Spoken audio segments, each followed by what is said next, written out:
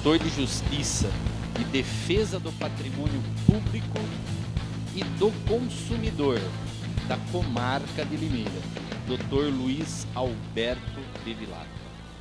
Hoje ele vai compartilhar seus conhecimentos com todos nós aqui presentes e com aqueles que nos acompanham pela internet, a fim de poder transmitir um pouco sobre os princípios que orientam a relação de consumo, o conceito de fornecedor e de consumidor, produtos e serviços, os aspectos legais. Convido então o Dr. Luiz Alberto Bevilacqua, que apresentará a palestra Princípios Norteadores do Direito do Fornecedor. Por favor, obrigado pela disposição.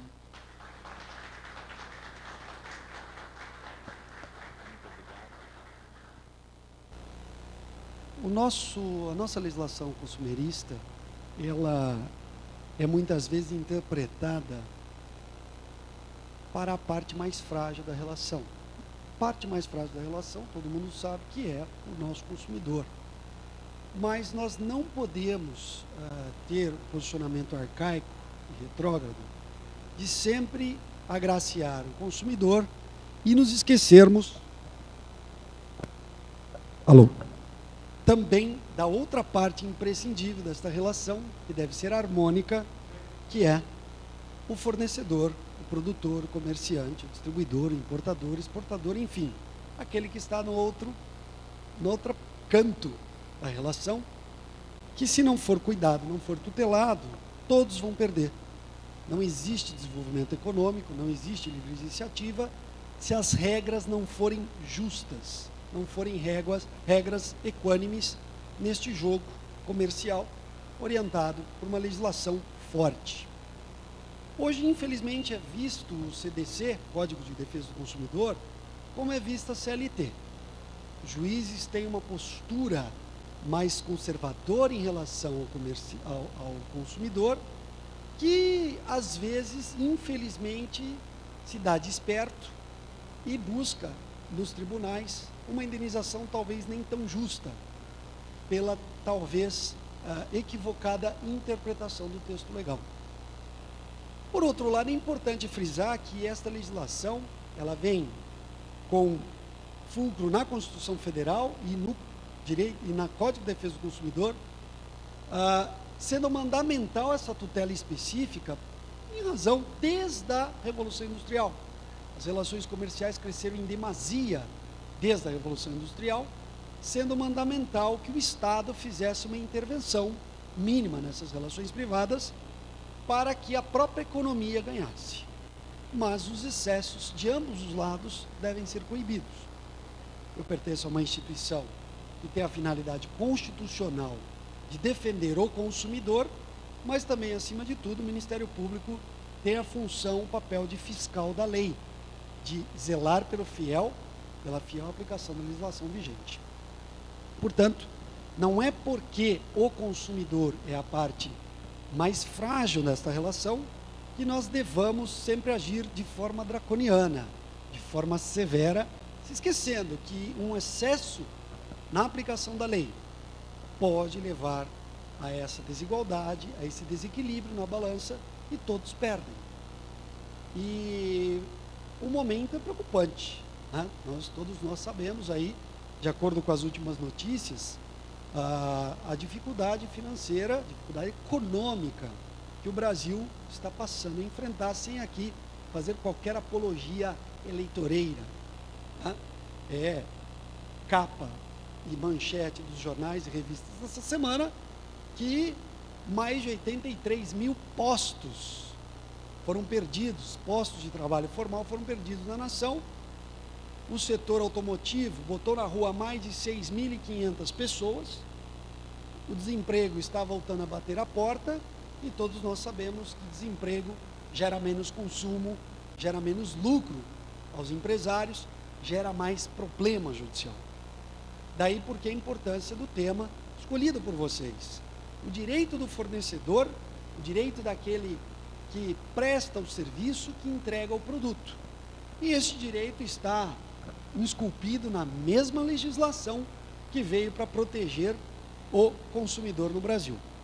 Pois bem, então, primeira finalidade do Código de Defesa do Consumidor, em razão do excesso das relações negociais, após a Revolução Industrial, a Constituição Federal veio a garantir que haja essa coexistência, mas essa coexistência entre empresários e clientes deve ser uma existência harmoniosa, uma existência que permita a coexistência de ambos os interesses, sem abusos de ambas as partes. E, pelo fato do fornecedor, do industrial, ser a parte mais forte, e cria um produto, coloca ele à venda e às vezes apresenta um contrato, notadamente de adesão, onde não se permite ao consumidor discutir essas cláusulas. É importante que o código penda um pouco ao consumidor por ser parte mais vulnerável, mas isso não implica dizer que ele ganhará a causa, e sim que ele terá um instrumento para nivelar a igualdade de armas em juízo. Daí porque a hipossuficiência. Então, a tutela constitucional do direito ao consumo é instrumento para quê? Consolida os direitos fundamentais da pessoa humana, mediante a proteção da coletividade consumidora de bens e serviços.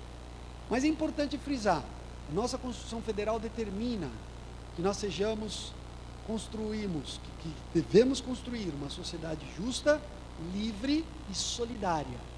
E não há como aplicar essas regras importadas dos nossos irmãos franceses, né, sem essa equidade de ambos os lados. Portanto, a própria legislação consumerista foi parar na Constituição, que é o comando legal mais forte e supremo da nação. Determinou no artigo 5º, incisos 32, o próprio artigo 24, inciso 8º, onde se trata das relações econômicas, artigos 170, 175 da Constituição da República, determinou-se aí uma legislação que regrasse as relações de consumo. Daí porque o direito do consumidor não permeia tão somente o direito privado, e sim permite uma intervenção mínima do Estado aí para que a nossa relação seja harmoniosa. Em 1990, já pouco já velhinho, a legislação consumerista, um instrumento para fazer valer os direitos do consumidor em juízo, já é mais antigo, é a Lei de Ação Civil Pública, lei esta que nós utilizamos para regrar a ação civil movida pelo Ministério Público, quando há alguma distorção, e também pelas associações privadas que têm nos seus estatutos a defesa do consumidor. E claro, infelizmente, quando há uma ofensa à norma constitucional e à norma legal, o fornecedor, o produtor, o próprio comerciante, o importador, o exportador, o distribuidor, que estão embutidos no conceito de fornecedor, é que devem responder por isso. Mas sabemos, é importante que o empresariado saiba também os seus direitos nessa relação comercial. A Constituição determina inicialmente que o Estado promoverá, na forma da lei, a defesa do consumidor. Ele não fala promoverá na forma da lei a defesa do empreendedor ou do fornecedor, mas faz no Código do Consumidor. Tanto que temos um artigo e vários incisos que defende aí, que fixa o direito do fornecedor. Então, o primeiro ponto para tirarmos essas questões rotuladas de que o Código de Defesa do Consumidor é draconiano tão quanto a CLT, né? Que o judiciário não é sensível aos argumentos do setor da iniciativa privada. Isso não procede. O juiz e o Ministério Público deverão se pautar por essa interpretação, naturalmente o que o Superior Tribunal de Justiça hoje faz em relação aos princípios da boa-fé, a possibilidade de um empresário, de um fornecedor alegar caso fortuito e força maior nos seus contratos, a revisão contratual e etc. Portanto, busca não somente a defesa do consumidor, mas a harmonia nas relações de consumo, né? De nada adianta nós enchermos as condições mínimas de competitividade e de lucro àquele que está na outra ponta, que vai fomentar a economia. Estabelecer diretrizes para essas relações de consumo, pacificando essas diretrizes. Daí porque a existência dos PROCONs, o próprio Código do Consumidor determina não só a criação de PROCONs, mas determina a criação de promotorias de defesa do consumidor e determina também a criação de juizados especiais de composição entre fornecedor e consumidor. Alguns princípios são importantes frisar porque eles servirão de inspiração para o juiz na hora da interpretação da lei. Deverão também servir de norte na interpretação das regras contratuais e poderão ser argumento até para anular um contrato, seja a pedido do fornecedor, seja a pedido do consumidor. É importante frisar o que é princípio. Os princípios, eles se diferem das leis, das normas legais, embora sejam normas, pelo conteúdo axiológico, valorativo. Eles dão o norte na interpretação e eles devem inspirar não só o juiz, mas devem inspirar também o legislador, devem inspirar o administrador público, devem inspirar o agente do PROCON e assim por diante, o advogado e etc. Então é importante saber que os princípios são normas vetores que dão direção a uma interpretação jurídica.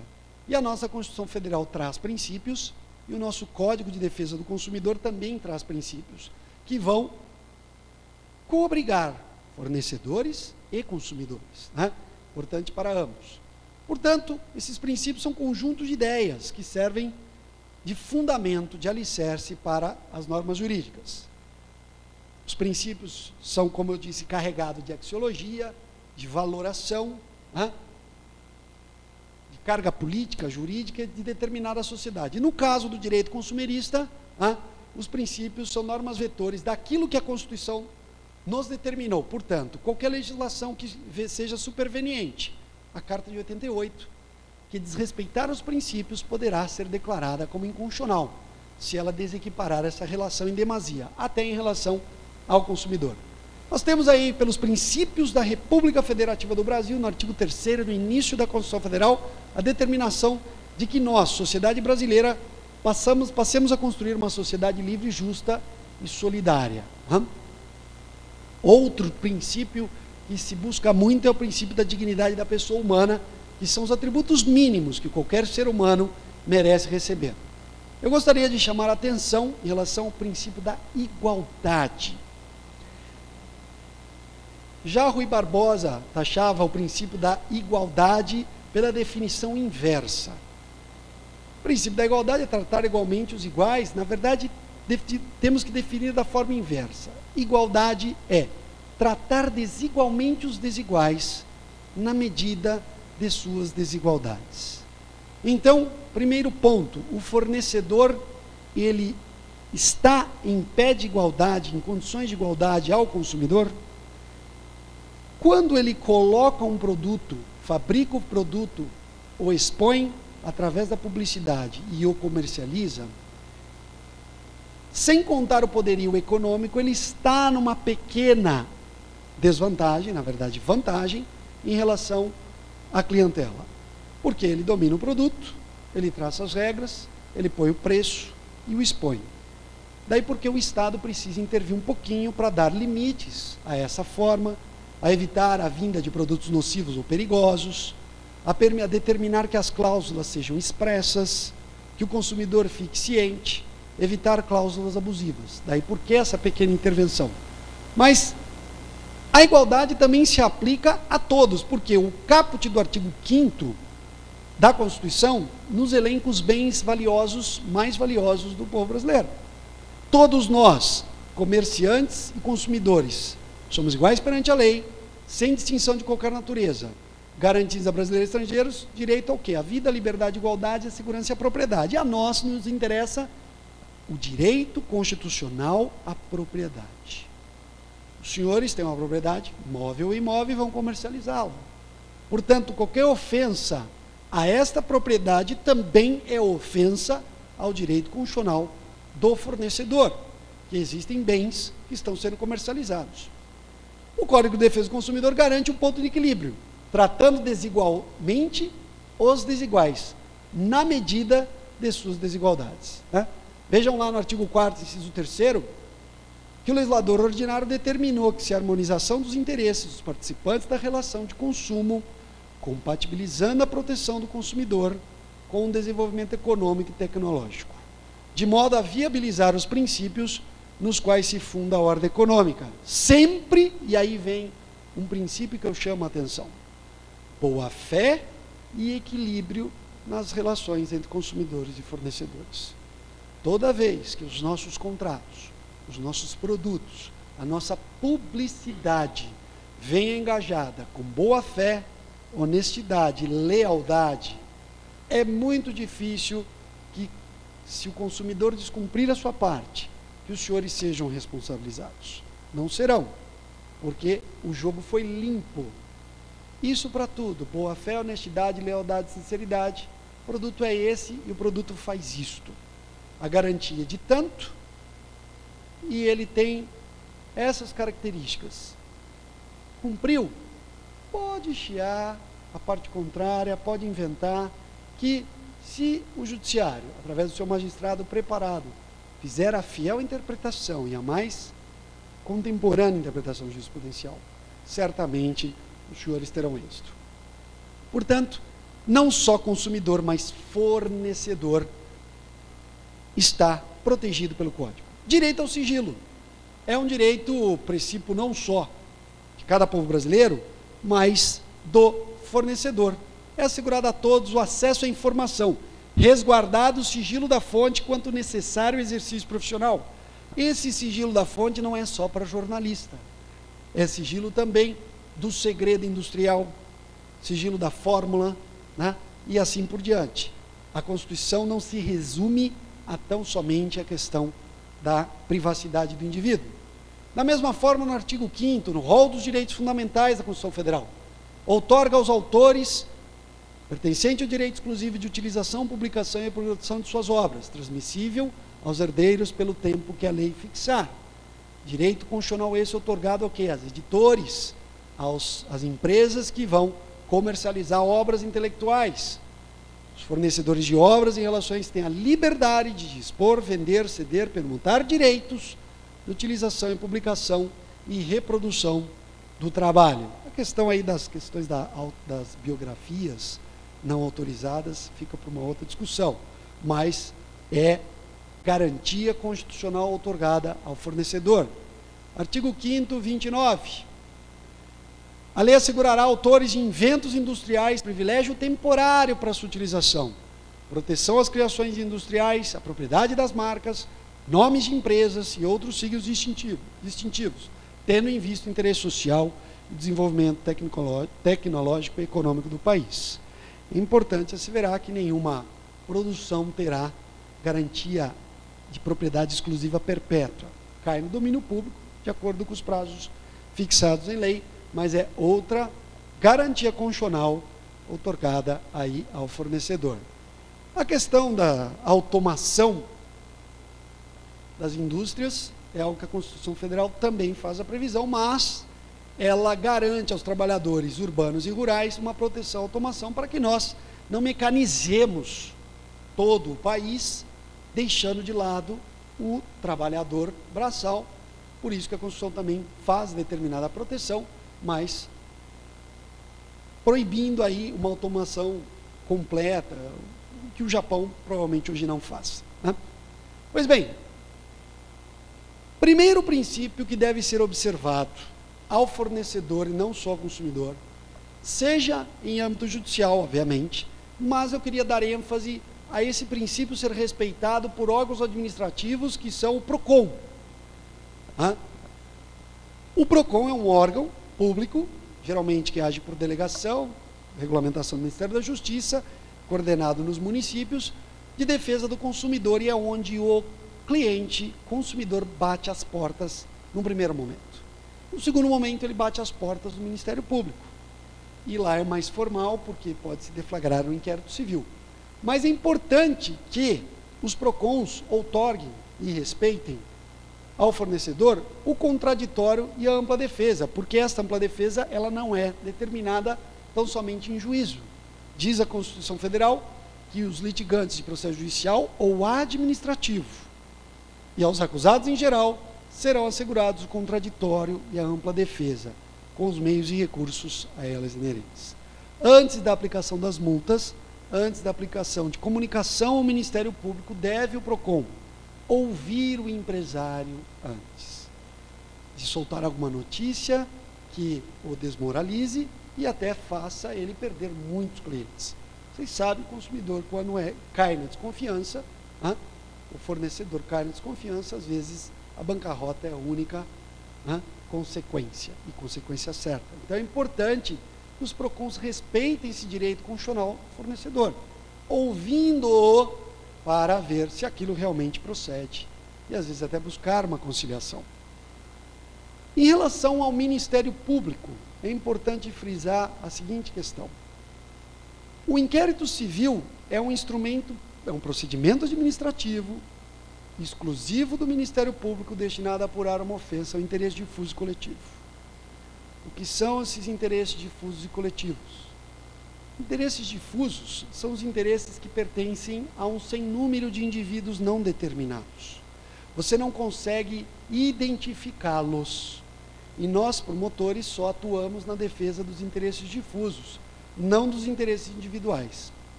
Vamos ao exemplo. Determinada empresa de cursos profissionalizantes está vendendo o curso e obrigando a aquisição de material didático exclusivo por um largo período de tempo, cobrando imediatamente aquele valor do material. O consumidor desiste no percurso, no meio, um terço de curso, e não se vê indenizado naquilo que foi obrigado a comprar. Uma venda casada, Pois bem, o PROCON pode atuar, mas o Ministério Público vai tentar identificar se houve apenas um contrato, essa ofensa, ou se isso aconteceu com vários consumidores.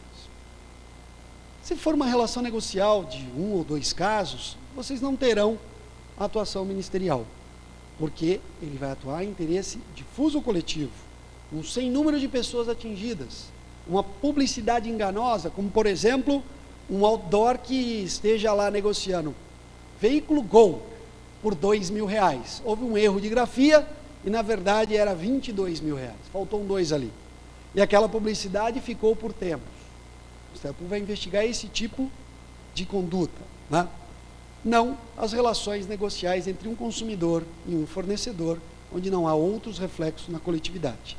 Mas é importante frisar aos senhores que o fato do Ministério Público instaurar um inquérito civil, que não é processo, não gerará aos senhores maus antecedentes, não os taxará de acusados, os senhores não figurarão no cartório distribuidor como processados.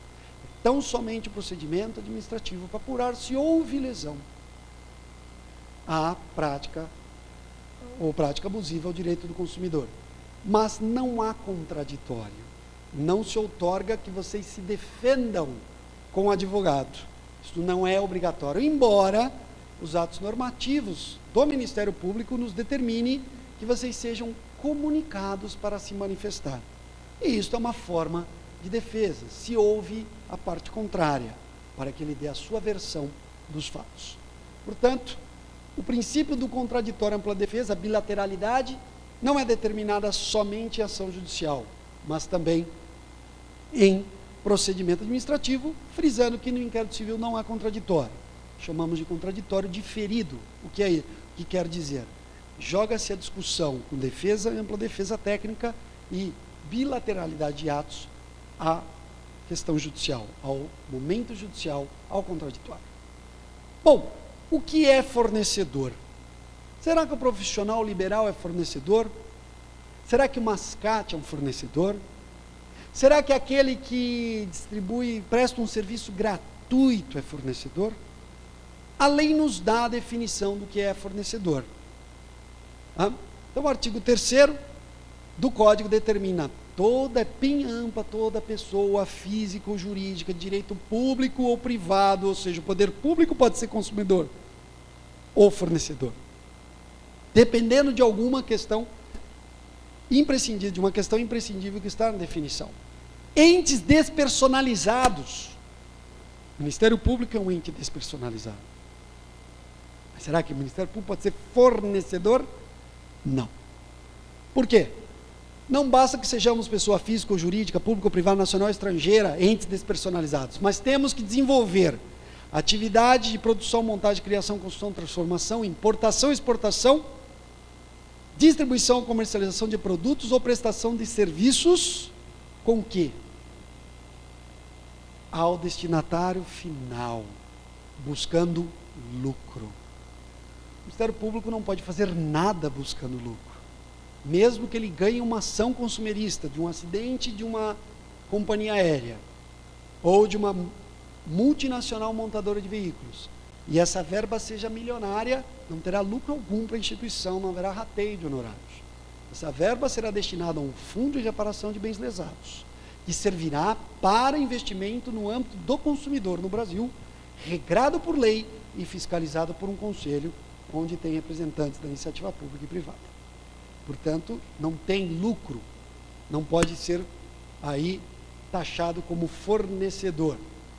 Portanto, exportador de serviço, mesmo as entidades estrangeiras, importadores também arcam com responsabilidades por eventuais danos ou reparos, mas a posteriori poderão regredir contra os fornecedores e exportadores, ou seja, você compra um produto importado, começa a comercializar no seu estabelecimento, tem problema, você sofre a ação e pode entrar com ação de regresso contra aquele que exportou o produto aos senhores. Portanto, nós temos não só a definição de fornecedor, ela é bastante ampla, nós temos 3 subespécies. E o consumidor poderá escolher as 3 seguintes termos para a responsabilização. Fornecedor real, é aquele que fabrica o produto, é aquele que é o responsável na manufatura, ele produz, constrói, aquele que presta o serviço ou fabrica o produto. Chamamos de fornecedor presumido, assim entendido importador do produto industrializado in natura. Você não foi o quem fez, mas você importou esse produto. É o fornecedor presumido. E fornecedor aparente, ele nem construiu nem importou, mas aquele pôs seu nome ou a marca no produto final. Também tem a sua carga de responsabilidade. Então, o sentido da definição de fornecedor, de fornecimento bastante ampla pela nossa legislação consumerista. Portanto, vamos frisar o seguinte: não basta nós termos a figura do fornecedor nessa ampla definição, produtor, construtor, fabricante, importador, exportador, seja pessoa privada, pública, internacional ou nacional. Nós precisamos ter uma relação de consumo, e aí sim é que qualifica a lide consumerista. Qualificada por o quê? Fornecimento de produto e serviço com caráter profissional e intento comercial. Caráter profissional e intento comercial. Isto vai dar à lide o seu caráter consumerista e aí, portanto, a aplicação do CDC. Nós tivemos os bancos, né, discutindo se aplica ou não o Código do Consumidor, se aplica a prestação bancária, mercantil, é um caminho sem volta, né? Foi importante que assim seja, né? Mas os bancos tentaram até aí não se enquadrar na definição legal de fornecedor para aplicar o Código do Consumidor. Produtos e serviços, se o fornecedor é aquele que presta com característica profissional, de forma permanente, com intento comercial, o fornecimento de produtos e a prestação de serviços, nós precisamos saber como a lei qualifica produtos e serviços. Bens, quaisquer bens móveis ou imóveis, que detenham valor pecuniário e atenda às necessidades humanas e que possa deslocar-se do fornecedor para o consumidor como destinatário final. Será que até a venda de órgãos, poderíamos aplicar o Código do Consumidor? Obviamente que não, porque órgão não é objeto que pode ser objeto de comércio, e sim, então, somente de doação. Aliás, comercialização de órgãos e de pessoas é crime, né, gravíssimo. Portanto, o Código do Consumidor frisa bem isso. Destinatário final será o nosso consumidor. O artigo 3º, parágrafo 1º, produto é qualquer bem, móvel, imóvel, material ou imaterial, a propriedade dos direitos imateriais. O que podemos exemplificar de produto imaterial? Toda a obra intelectual, né? Literatura, livros, etc., a própria produção artística, musical, é produto imaterial. Nós temos o segredo industrial, a fórmula de um produto, nós temos produção intelectual protegida por lei. E aí o legislador divide, por causa de prazos, de bens duráveis e bens não duráveis, é até autoexplicativo. Os bens duráveis são aqueles que não desaparecem com o uso. É claro que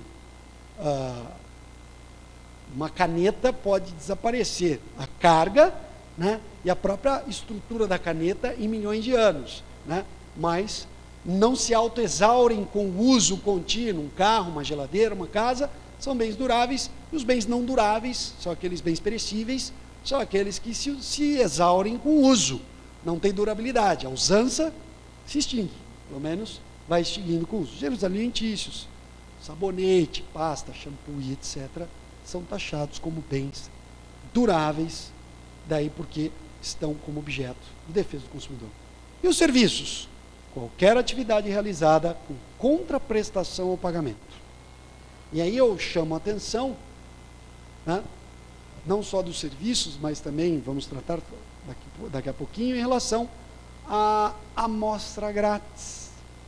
A amostra de medicamentos daqueles visitantes de consultórios que vêm lá deixar as amostras, representando laboratórios. Deixei lá, e se aquele produto estiver viciado, mesmo que gratuito foi, eu tenho responsabilidade? E o serviço gratuito? Vamos prestar até um serviço aqui, uma doação à CIL, através da conta, e foi dito aqui, como atividade filantrópica daqueles que assim desejarem em ajudar entidades filantrópicas. É claro que aqui seria uma doação, mas se alguém procede uma doação de alimentos perecíveis, e esses alimentos estão viciados, estragados, e gera aí um dano a terceiro, o que o código prevê? Primeiro ponto, vamos tratar aqui das atividades de serviços com o intuito de lucro. Quais serviços estariam abarcados pelo Código do Consumidor? Atividades bancárias, não adianta mais tentar jogar para o Código Comercial ou para o Código Civil, o CDC vai se aplicar ao correntista, notadamente ao correntista. Também atividades mercantis, atividades securitárias e atividades financeiras. Uma questão que eu gostaria de discutir: atividades públicas. Eu aplico o Código de Defesa do Consumidor? Eu já vi, com devido respeito, a ação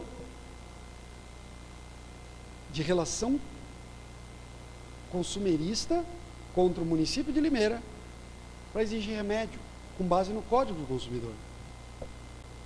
Quando se pede remédio na prefeitura, as pessoas que não ostentam condições financeiras para pagá-la, na farmácia comum, eu tenho relação de consumo, poder público e consumidor? Não temos relação de consumo. Quando se tratar de política pública, atendimento de saúde do SUS, fornecimento gratuito de medicamento, fornecimento de vagas em creches, nós não temos os elementos cruciais para a relação de consumo, como vos falei. Intuito comercial. Ou o município dá o remédio e cobra. Olha, o pobre na acepção jurídica do termo, o senhor deixa aí R$10. Não cobra. Não há relação de consumo. É importante frisar. Pagamento de taxas, pagamento de impostos. Não estou dizendo em relação da concessionária de serviço público, que é o fornecedor, aquele que presta serviço de energia elétrica, aquele que presta serviço de água e esgoto. Aí sim nós temos as tarifas. E há uma relação onde o consumidor pode exigir a contraprestação. Mas políticas públicas onde o fornecedor é o poder público e ele tem que fazer aquilo de dever de ofício, que é vaga em creche, etc., Bolsa Família, etc., não há relação de consumo, senhores. Por quê? Não há elementar lucro. Não se enquadram, portanto, em relação de consumo, relação empregatícia, entre empregador e empregado, e não há também as relações tributárias e as políticas públicas, podemos colocar aí. Outros princípios importantes, norteadores do direito do fornecedor. Norteadores também do direito do fornecedor. Princípio da boa-fé. Como eu vos falei, é tão simples, né? nós temos que aplicar para tudo na nossa vida a honestidade, o jogo limpo, a sinceridade. Tendo honestidade na declaração do produto, na sua apresentação, na sua cobrança não abusiva, nas cláusulas contratuais bem claras, na ausência de juros exorbitantes, não teremos problema. Mesmo aqueles aventureiros judiciais não terão êxito em demandas, e poderão até aí, às vezes, galgar uma má-fé. Mas o que é o princípio da boa-fé?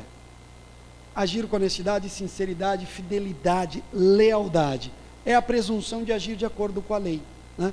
Não fazer nada com abuso, procurar um bom advogado, um bom assessor, um bom escritório que tenha aí conhecimento no direito do consumidor, que o contrato vai ser bem redigido e os senhores não terão dor de cabeça. Porque a gente vê hoje, né, tanto empregado com a CLT e consumidor, eu vou no PROCON, eu vou entrar com ação, ou algum engraçadinho simula, é triste, nós já sabemos, coloca um caco de vidro num alimento, coloca um pedaço de barata num produto para dizer e ali galgar, né, a sua injustamente alguma indenização por dano material e dano moral. Temos que tomar cuidado com isso, infelizmente. Às vezes pode acontecer de um produto ser carreado aí por um defeito de produção, mas nós sabemos que tem aí aqueles que agem de má fé. Mas o princípio da boa fé é um princípio norteador de contrato e da relação consumerista, seriedade, lealdade, decência, não somente ao fornecedor, e sim ao consumidor. O Superior Tribunal de Justiça declarou com muita propriedade, é recíproco o dever. Não só a quem faz, mas quem recebe o produto ou serviço. Está lá um dos acórdãos da terceira turma do STJ, determinando essa bilateralidade obrigacional em relação a agir com boa fé. Princípio do equilíbrio. A equidade deve nortear as relações, né? Tratamento equitativo. E aí é uma determinação ao fornecedor. Ele não pode diferenciar consumidores. Eu não estou dizendo propostas comerciais distintas. Ele não pode agir com 2 pesos e 2 medidas. Se ele apresentou ao comércio determinado produto, com determinada linha de financiamento, com determinados juros, ele não pode ficar pensando consumidores, é só para você que é meu amigo, para o resto não. Agir com 2 pesos e 2 medidas pode dar problema. E é importante também relembrar aos senhores que a propaganda, na verdade o termo é publicidade, é parte integrante do contrato. E não adianta, pelas decisões que eu já vi, colocar lá embaixo informe publicitário. Você coloca lá a venda de um loteamento paradisíaco com piscina, sauna, coqueiros de Cancún, né, cascata e campos de futebol, etc. E depois você chega lá, não tem nada disso, ou tem, mas sem o acabamento que foi ilustrado. E aí vem depois pedir que o advogado faça milagre, né, doutor? Ó, doutor, o senhor se vira lá, porque eu coloquei aqui que é mera ilustração. Então vamos lá um pouquinho. Eu já fui vítima disso. Né?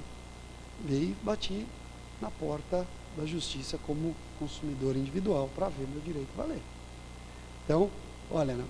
Ou seja, prometeu.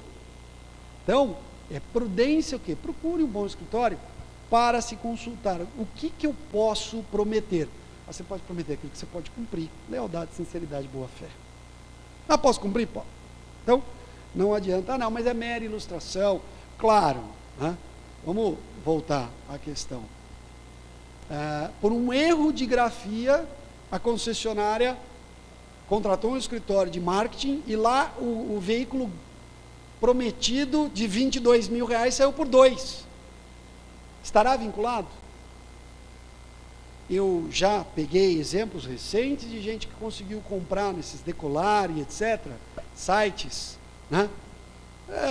Não sei se é da empresa Decolar, tá? Friso, mas em sites publicitários e que veiculam turismo. Passagem para o exterior, para a Europa, por $70. E era um erro.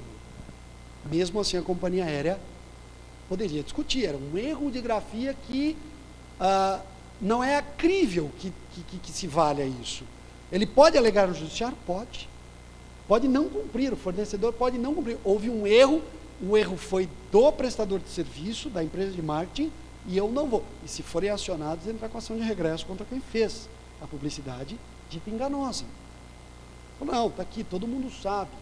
Descobriu-se, primeiro providência, ir atrás da entidade e retirar todo o material de circulação, mostrando boa-fé. Comunicar o consumidor. E aqueles falam, não, mas agora o senhor vai vender, né? Se for algo absurdo, inacreditável, o Poder Judiciário será sensível, com razoabilidade e boa-fé, de que aquilo houve um erro e não estava se oferecendo com fins comerciais aquela bagatela, aquele valor irrisório do produto. É importante tomar cuidado.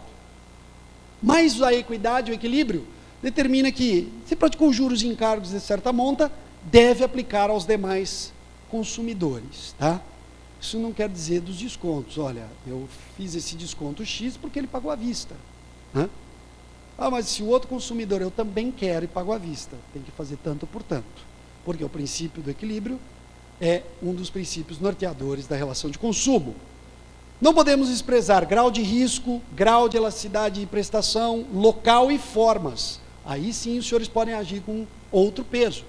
Mas estão tratando desigualmente as situações desiguais. Princípio da igualdade. Olha, mas é baseado aqui no dólar, porque o produto é importado. Saiu ontem uma decisão do Banco Central, o dólar explodiu. Não há problema algum, os senhores estarão protegidos com essa situação fortuita. Pois bem, princípio da reciprocidade e moderação. Como eu vos disse, a relação de consumo é uma via de mão dupla. Não é só o fornecedor que tem que cumprir com sua obrigação. Vejam, se o fornecedor não cumprir com a sua obrigação, o consumidor não está obrigado a também a contraprestação de pagamento. Suspende o pagamento, susta o cheque. Da mesma forma, o fornecedor pode suspender o fornecimento se não houver o pagamento. É uma via de mão dupla, princípio da reciprocidade e moderação. O consumidor não estará compelido a cumprir sua obrigação e vice-versa. Agora, direitos mais específicos dos fornecedores, já falei, contraditória, ampla defesa e o devido processo legal. Comentei que na via administrativa tem que ter a defesa também outorgada nos procedimentos do PROCON. Vocês podem até tentar anular, se não quiserem, inclusive, ter um apontamento negativo no PROCON. O princípio do duplo grau de jurisdição, reconhecido em tratados internacionais, todos os senhores terão direito. O Brasil é um país, e aí eu faço uma crítica pessoal, de muitas instâncias. Deveríamos ser como os nossos norte-americanos, de 2 instâncias em regra, mas nós temos 4.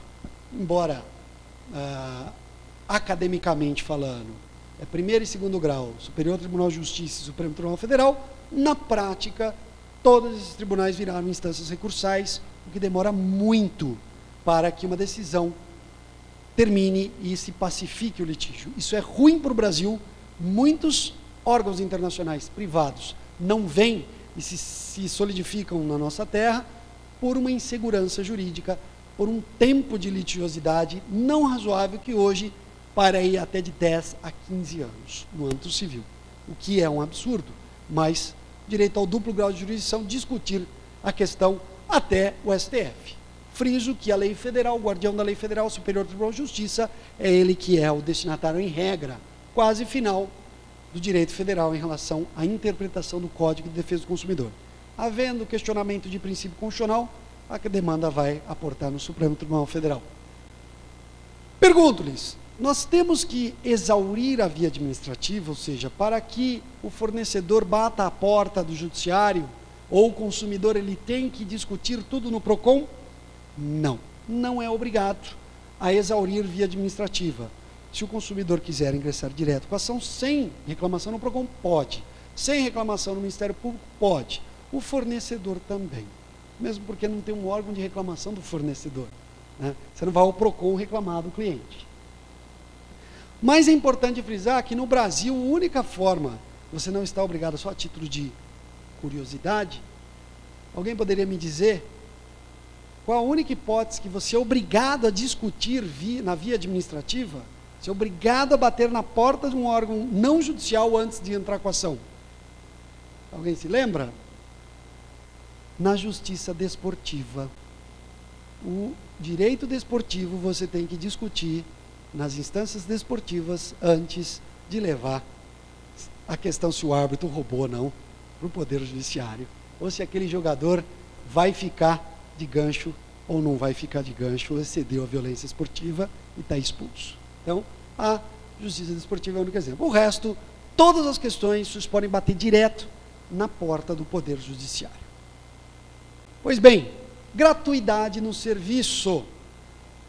Prestação de serviço gratuito, doutos. Não há relação consumerista. Então, se o serviço prestado foi gratuito, primeiro ponto, deixem isso bem claro. Eu vou fazer isso aí por filantropia, né? Olha, minha indústria está aqui, mas vai ter o evento, vem para o largo, vai ter o evento do Lar dos Velhinhos, um evento da PAI, eu vou prestar um serviço gratuito. Não tem relação de consumo. Se tiver algum problema de lesão a terceiros, dano, nós vamos usar o Código Civil e não o Código, não há relação de consumo. Mas, cuidado, essa é na prestação de serviço e no fornecimento de produto. É vedada a atividade de enviar ao consumidor produtos sem que ele aceite. Né? Então, mas se enviarmos, mesmo com sua aceitação implícita, e o envio daquele produto, o produto está viciado, pergunto-lhes, temos que indenizar? Temos. Se mandarmos produtos gratuitamente, o código é claro, artigo 39, enviar ou entregar ao consumidor sem solicitação prévia qualquer produto ou fornecer qualquer serviço é atividade vedada. Serviços prestados, os produtos remetidos, entregues ao consumidor, equiparam-se à amostra grátis, inexistindo obrigação de pagamento. Você não pode cobrar. Mas, se a amostra grátis possuir defeitos, vícios, defeitos e prazos cumpridos, nós podemos ser responsabilizados. Então, por quê? É instrumento de publicidade. E o que orienta o direito consumerista é responsabilidade objetiva. O que é isso? Você causou dano a terceiros, não se questiona a culpa. Se você teve intenção de causar ou se você for negligente, imprudente ou imperito em causar. Se é do teu comportamento e causou, é responsabilizado. Então é um direito muito forte, igual no direito ambiental. O direito ambiental também é assim. Qual a diferença? No direito ambiental se adota a teoria do risco integral, que não se aceita alegar caso fortuito ou força maior, nós vamos abordar isso. No direito consumerista, o STJ já reconhece que o fornecedor pode alegar caso fortuito ou força maior. Direito à revisão contratual, mudou a situação econômica, algum caso fortuito também econômico, força maior, um desastre da natureza, que atrapalhou o produtor rural, ou fornecimento de peças, e aí? Podemos pedir? Podemos. O fornecedor pode sim solicitar a modificação de cláusulas contratuais, o artigo 6º, inciso 5º do Código. Deixa claro que a modificação das cláusulas estabelece prestações desproporcionais ou revisão em razão de fatos supervenientes que as tornem excessivamente onerosas. Pergunto, a lei disse fato superveniente imprevisível? Não. Esta é a grande diferença do direito consumidor e do direito civil, onde nós temos a cláusula rebus sic stantibus, se assim as coisas permanecerem. No direito civil, você pode pedir a revisão contratual se as coisas mudarem. Mas estas coisas, a situação que mudou, a situação modificadora, não pode ter sido prevista ou passível de previsão. No direito do consumidor, isto não foi exigido. Mesmo que possivelmente prevista a situação, e ela mudou, os senhores podem solicitar a revisão contratual. Não, mas isso aí era previsto. A Copa do Mundo, nós tínhamos previsão de que todo mundo ia embora, ou seja, e daí o código não exigiu imprevisibilidade. Não se confunde a cláusula rebus sic stantibus do direito civil com a modificação contratual. E o consumidor também pode rever. Os contratos de leasing no passado, né, parece que atrelados ao dólar, os veículos importados ficaram impagáveis e os consumidores pediram as suas revisões, né? Vamos supor que o dólar fosse 1 para 1, como aconteceu na época, né, nos anos 90, do outro lado o fornecedor também teria altos prejuízos e poderia solicitar a revisão contratual. Inversão do ônus da prova. Esta prerrogativa é somente do consumidor. Ou seja, qual é a regra do Código de Processo Civil e do Processo Penal? A prova incumbe a quem a alega.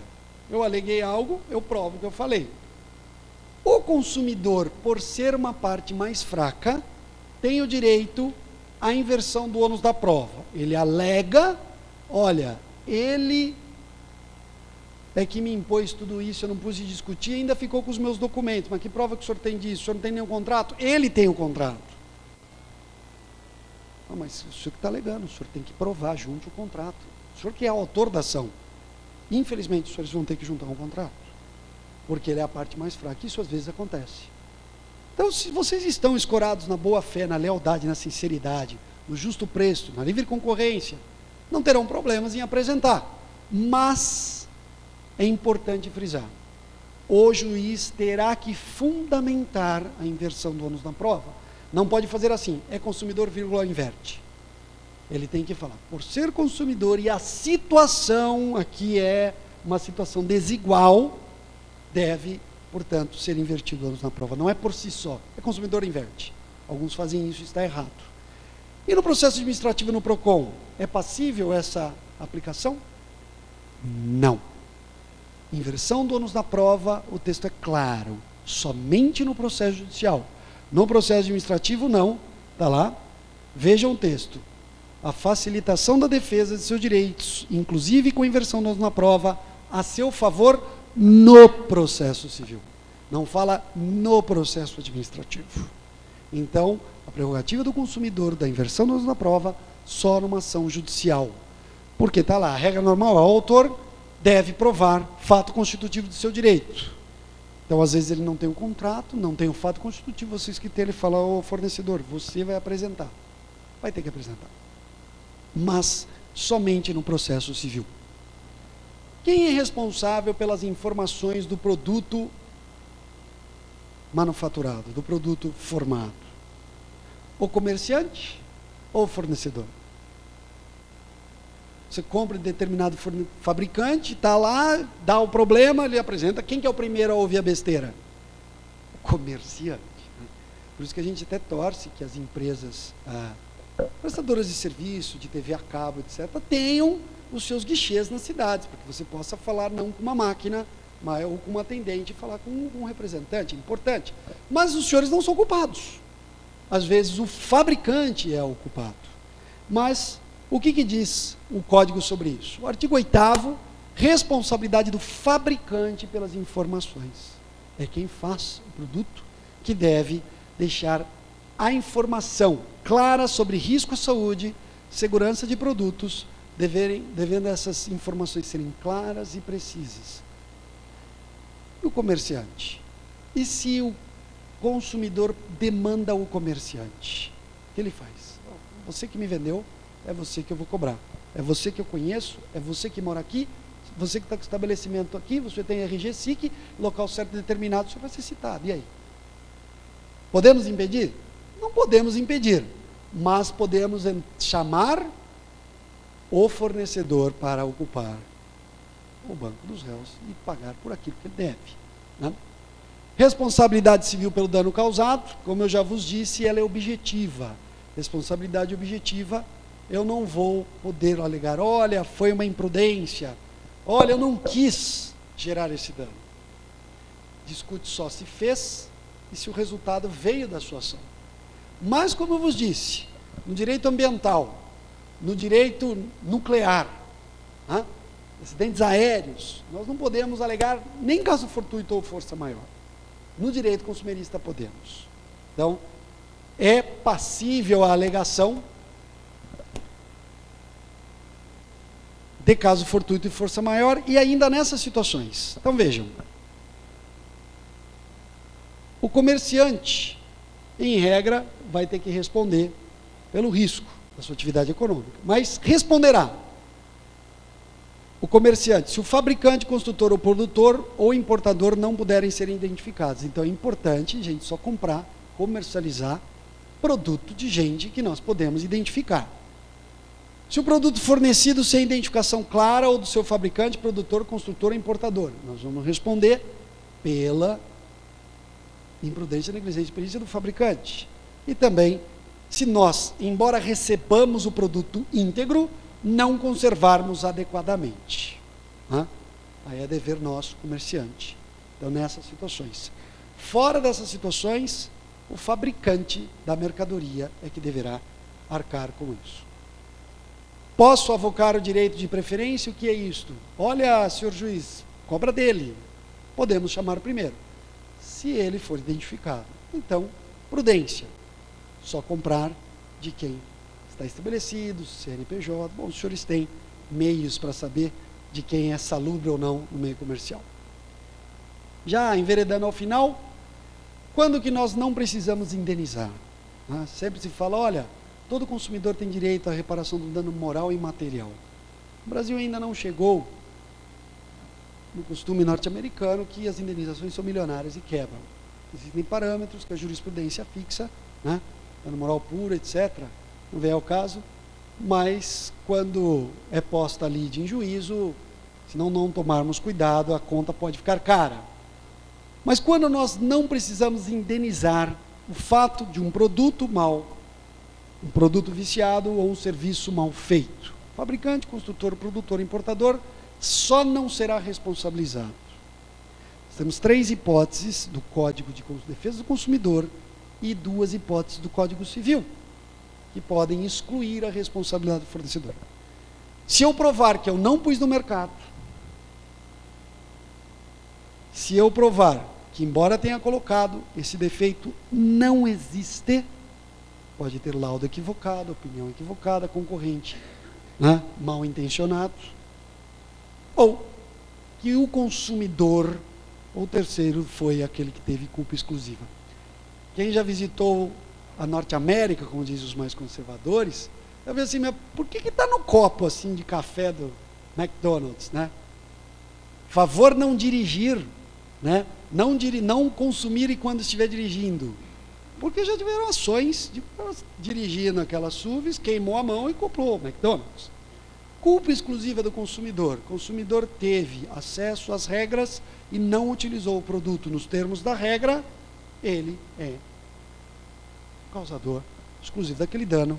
Os senhores ficarão isentos. Mas, caso fortuito e força maior, 393 do Código Civil, fatos imprevisíveis da natureza ou gerados pelo próprio homem, que não foram passíveis de previsão na época que se pactuou o contrato, é possível avocá-los.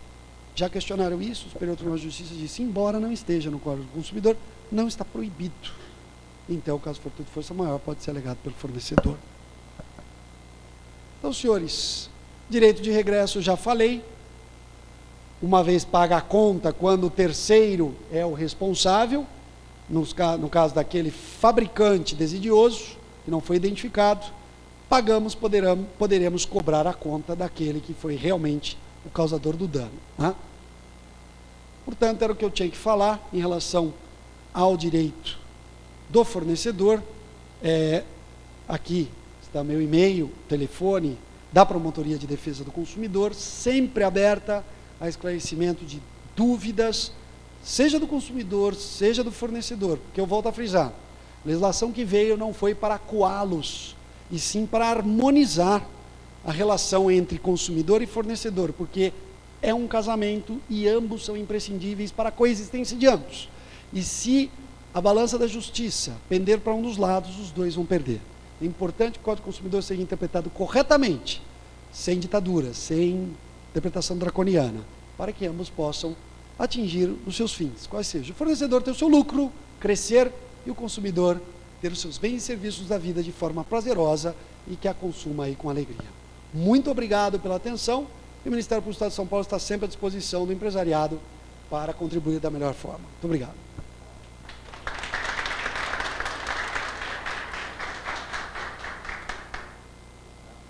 Entendi que a lei do consumidor não se aplica àquele comerciante ou aquela indústria ou prestador de serviço que fornece um serviço para uma empresa que vai auferir lucro com aquela compra daquele serviço, produto ou prestação de serviço.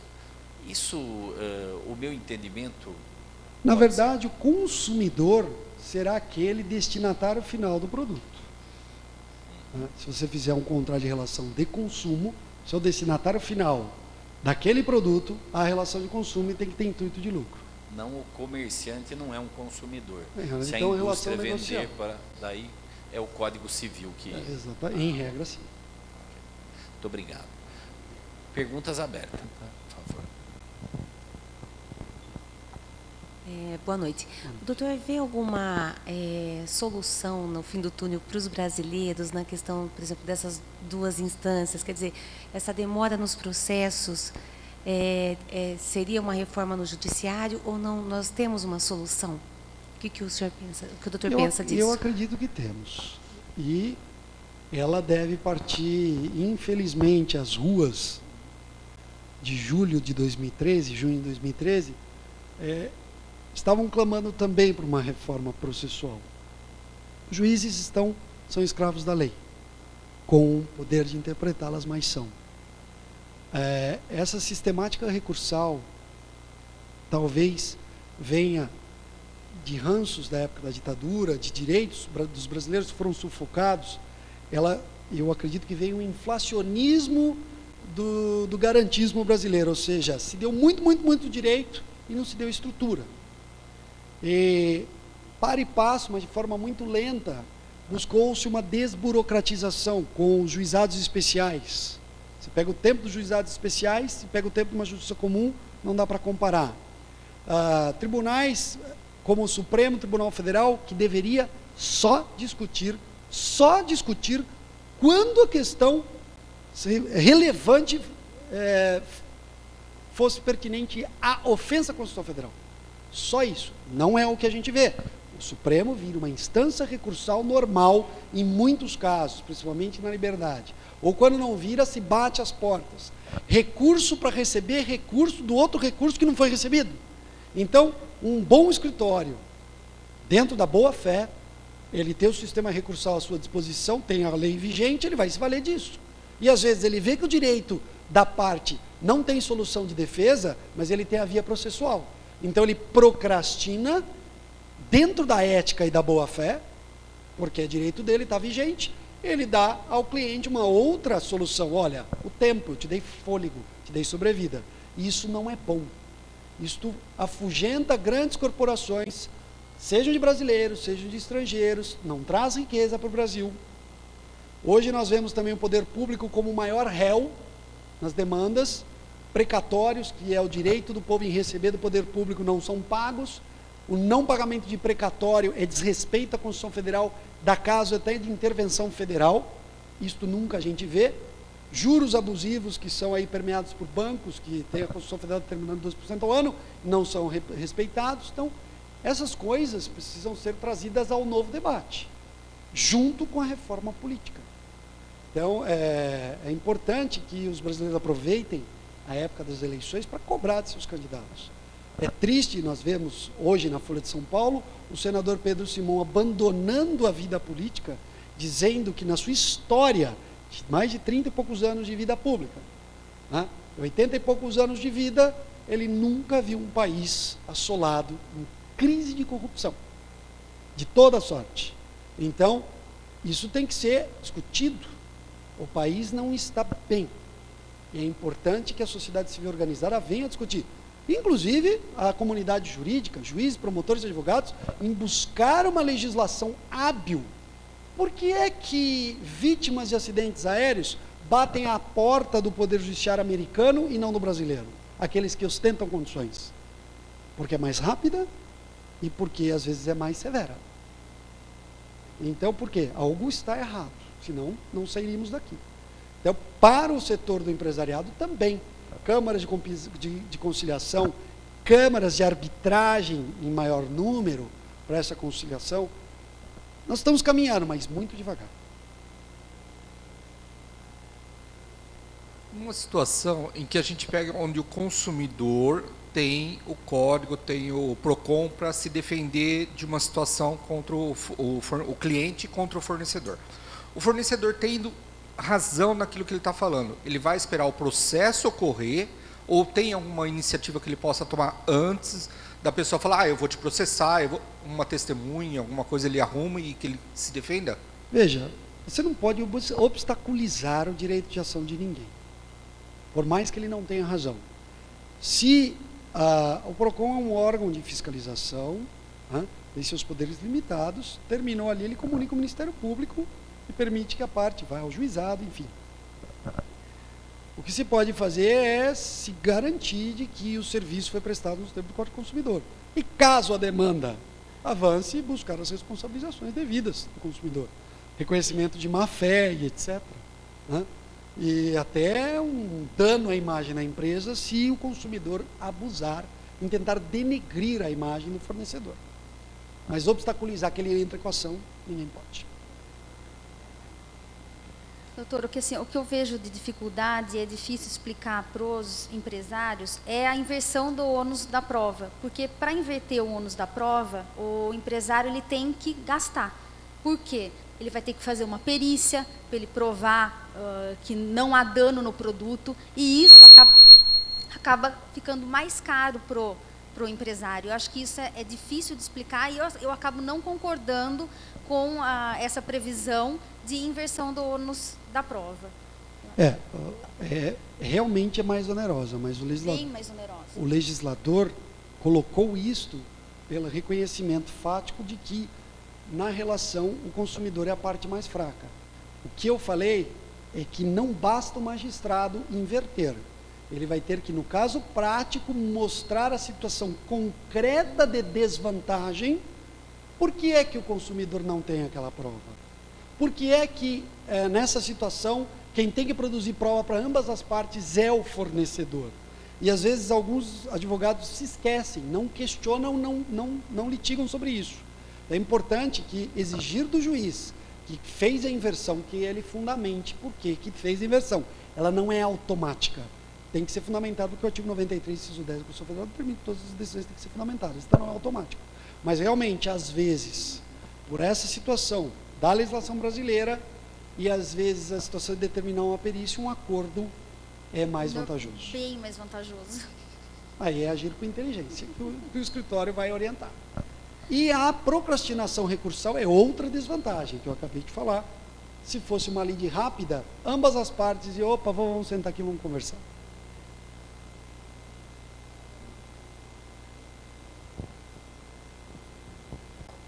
Pois não, uma informação, por que no Brasil não é tão difundida as câmaras de arbitragem? E quando elas existem, elas não têm um tempo de duração tão longo, em algumas cidades, é claro. Exato. Primeiro ponto, a litigiosidade é algo interessante aos mercados advocatícios. Isso é importante frisar. A vinda da defensoria pública às comarcas não agrada o mundo lucrativo dos escritórios de advocacia. Então, talvez, isso é opinião minha pessoal, ela é salutar, as câmaras de arbitragem seriam salutar para reduzir a litigiosidade.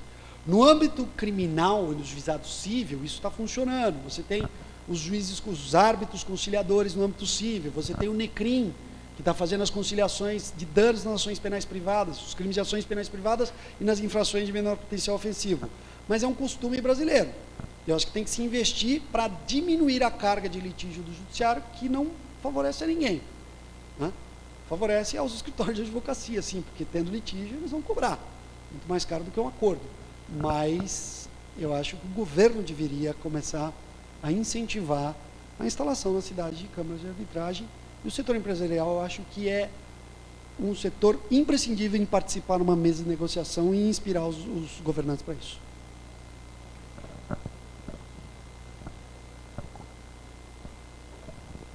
Aproveitando esse assunto da Câmara de Arbitragem, a informação que eu tenho, talvez possa estar errado, possa me corrigir, é que para se recorrer a uma Câmara de Arbitragem, no contrato precisa estar previsto Tem que ter isso. pacto, exatamente. E normalmente nos contratos que a gente Não é de celebra costume. aqui, não inclui essa claridade. Por Está costume, correto? exatamente. Por costume. Então, Você tem que quer dizer, abrir mão, na primeiramente, prática- para ir para um árbitro. Na prática, as coisas acabam não acontecendo. Mas se você tem o costume e dá publicidade, a coisa vai crescer. Por exemplo, o Capivari tem, salvo engano, né, Câmara de Arbitragem, Serra Negra tinha. Eu sei porque o promotor foi um dos que incentivou a instalação na Câmara de Aqui na Arbitragem. própria Associação Comercial também nós já tivemos várias, Teve, mas iniciativas para muito poucos se implantar, contratos. mas acabamos não conseguindo implantar. Inclusive várias pessoas fizeram um curso, Renato foi acho que um deles também, fez curso para ser árbitro de mediação. Mas acabou, em função dos contratos não terem isso no contrato, acabou não teve procura. Entendi. Foi por falta de incentivo e talvez de conhecimento. Exatamente. Mas é só. Não. E nós observamos que estamos com mais de 220 contatos na internet, né? Então a facilidade de estar em casa assistindo o doutor nesta palestra faz com que as pessoas não venham até aqui, mas a qualidade que estamos aqui, nós agradecemos muito, em nome inclusive dos telespectadores da internet e a ACIL com seus associados, agradecemos a vossa presença. Sempre à disposição dos senhores. É um prazer estar e aceitarei os convites sempre que puder. Muito obrigado.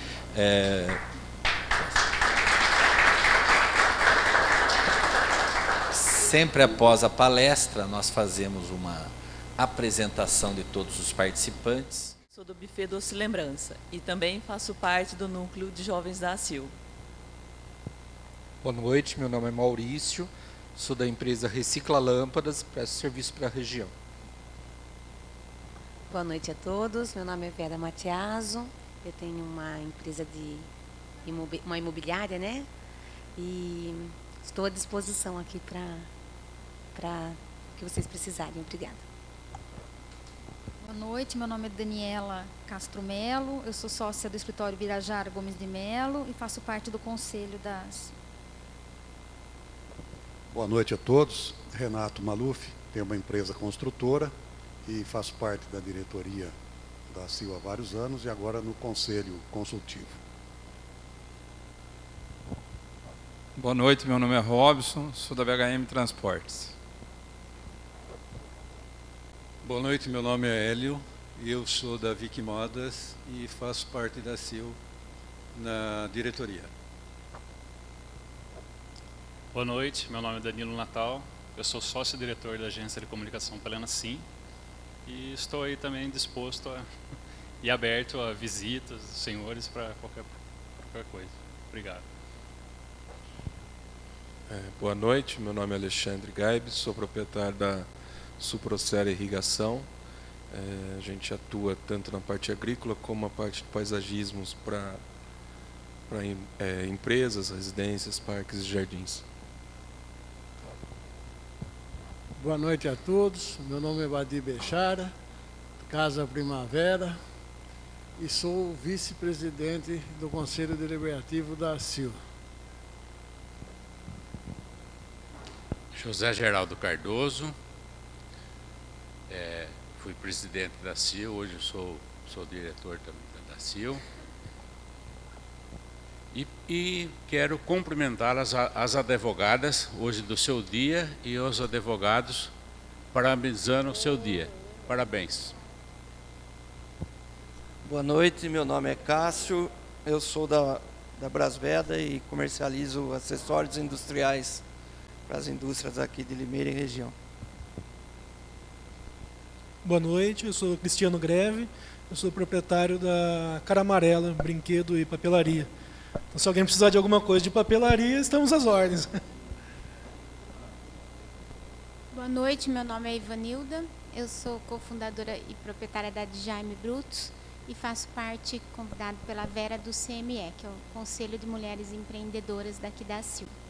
Então, em nome da ACIL, da Associação Comercial Industrial de Limeira, queria agradecer a presença de todos vocês, dizer que nós temos mais um encontro de empresários que vai ocorrer no dia 8 de setembro, não temos ainda o nome do facilitador, mas estão todos convidados, pedimos que vocês ajudem a multiplicar, para que a gente mantenha essa corrente, né, de todos que não conseguem estar presentes, mas que possam estar via internet, né, vendo esse evento tão importante, esse encontro, né, de empresários, como o título já diz.